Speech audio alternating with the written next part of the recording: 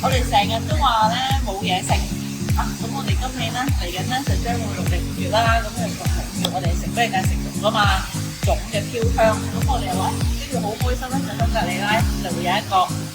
東南亞風味嘅粽，同埋有一個芥優味嘅粽，咁我哋今日咧就嚟攞貨啦，終於有嘢食啦！今年九龍香格里拉酒店就好貼心，為我哋準備咗2款清真嘅新口味，有東南亞風味嘅清真巴東牛肉粽啦，同埋馬來西亞嘅芥優粽。2款粽咧，你都感受到端午節嘅荷香葉之餘咧，更加入咗東南亞嘅口味，每一啖你都感受到香料嘅甘甜，真係令人忍唔住再食多3-5個。咁我今日就嚟攞貨啦，咁我唔該晒，咁啊每樣1套，你兩隻，你其他多謝晒，